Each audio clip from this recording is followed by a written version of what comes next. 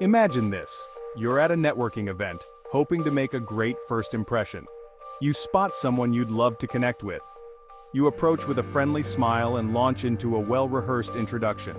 But something feels off. Their eyes glaze over, their feet point towards the exit, and their responses are short and clipped. What happened? You've just experienced the awkward dance of missed signals, a classic example of poor rapport. Rapport, that elusive yet essential element of communication, can make or break an interaction. It's the invisible thread that connects people, fostering trust, understanding, and genuine connection. Without it, your message, no matter how brilliant, might get lost in translation. But don't worry, mastering the art of rapport is like learning a new language, a language of subtle cues, unspoken emotions, and shared understanding. This essay will guide you through the fascinating world of building rapport. We'll explore the 4 powerful ways to read people: visual cues, auditory cues, empathy, and adaptability. Get ready to unlock a world of connection, one interaction at a time. Have you ever noticed how a simple smile can light up a room, or how crossed arms can signal defensiveness? These are visual cues, the silent language of our bodies. They can speak volumes about a person's feelings, intentions, and engagement levels. Learning to read visual cues is like having a secret decoder ring for human behavior. Start by paying attention to eye contact. Is the person engaged and making direct eye contact? Or are their eyes darting around, suggesting boredom or discomfort? Next, observe their posture.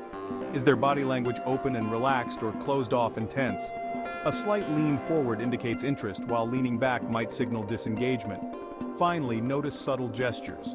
A slight nod shows agreement, while fidgeting can suggest nervousness or impatience. By tuning into these visual cues, you'll gain valuable insights into the other person's state of mind. While visual cues offer a window into someone's inner world, auditory cues provide the soundtrack. The way a person speaks, their tone of voice, pace, and volume can reveal a wealth of information about their emotional state and engagement level.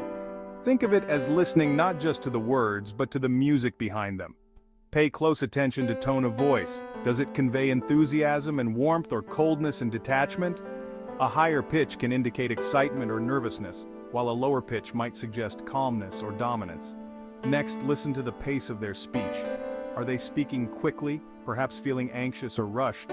Or are they speaking slowly and deliberately, signaling thoughtfulness or even boredom? Finally, notice the volume of their voice.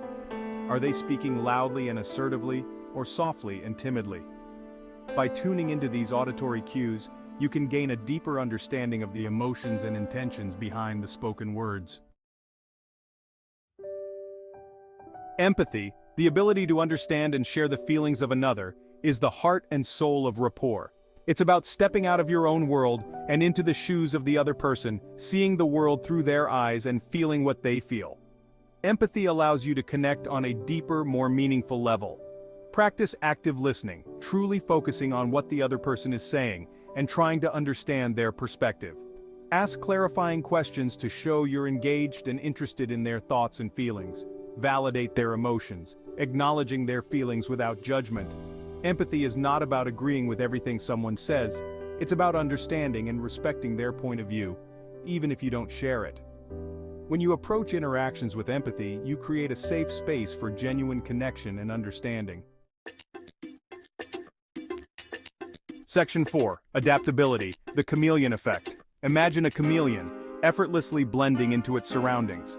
Just like a chameleon, mastering rapport requires adaptability, the ability to adjust your communication style to match the other person's energy and preferences. It's about meeting them where they are, creating a sense of harmony and shared understanding. If you're talking to someone who's highly energetic and fast-paced, mirror their energy by speaking with enthusiasm and matching their pace. If you're interacting with someone who's more reserved and introspective, adjust your style by speaking softly and allowing for pauses in the conversation. Adaptability also extends to nonverbal communication. If someone is using a lot of hand gestures, feel free to mirror their movements. If they prefer to keep their hands still, follow suit. By subtly adapting your communication style, you create a sense of familiarity and connection, making the other person feel comfortable and understood. Section 5. Putting it all together, the power of rapport. Building rapport is like assembling a puzzle. Each piece, visual cues, auditory cues, empathy, and adaptability, plays a crucial role in creating a complete and harmonious picture. When you combine these elements, you unlock the power of genuine connection. Start by being present and attentive. Put away distractions and truly focus on the person you're interacting with. Observe their visual and auditory cues, listening not just to their words but to the emotions behind them. Step into their shoes, trying to understand their perspective and validate their feelings. Finally, adapt your communication style to match their energy and preferences. Remember, building rapport is a two-way street.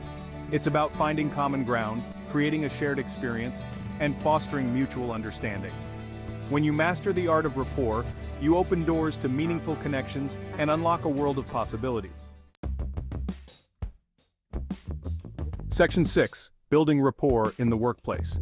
In today's fast-paced and competitive work environment, building rapport with colleagues, clients, and supervisors is more important than ever.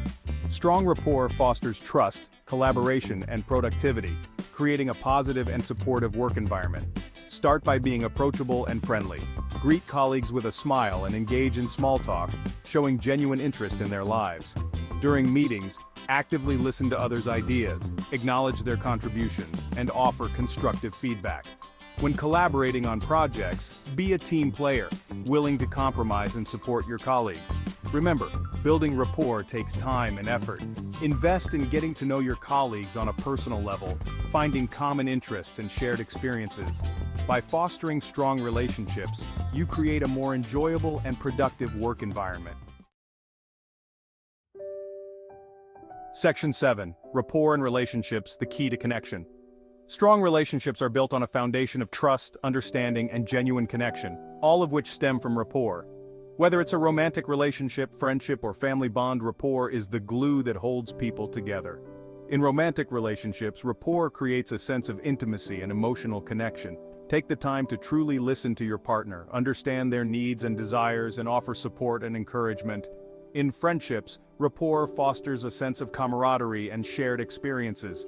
Engage in activities you both enjoy, share laughter and stories, and be there for each other through thick and thin. In family relationships, rapport creates a sense of belonging and unconditional love. Make an effort to stay connected, show appreciation for one another, and be present during family gatherings. By nurturing rapport in your relationships, you create a strong and lasting bond, fostering love, support, and understanding. Section 8. Rapport in sales, closing the deal with connection. In the world of sales, building rapport with potential customers is crucial for success. It's not about pushing products or services, it's about building trust, understanding their needs, and offering solutions that genuinely benefit them. Start by being genuinely interested in your customers. Ask open-ended questions to understand their challenges, goals, and aspirations.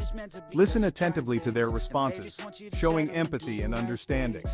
Tailor your presentation to address their specific needs, highlighting how your product or service can help them achieve their goals. Remember, people buy from people they like and trust. By building rapport, you create a positive and memorable customer experience, increasing the likelihood of closing the deal and fostering long-term loyalty. Section 9. Rapport in negotiations, finding common ground. Negotiations, whether in business or personal life, can be challenging. However, building rapport with the other party can significantly increase the chances of reaching a mutually beneficial outcome. Start by establishing a positive and respectful tone. Acknowledge the other party's perspective, even if you don't agree with it.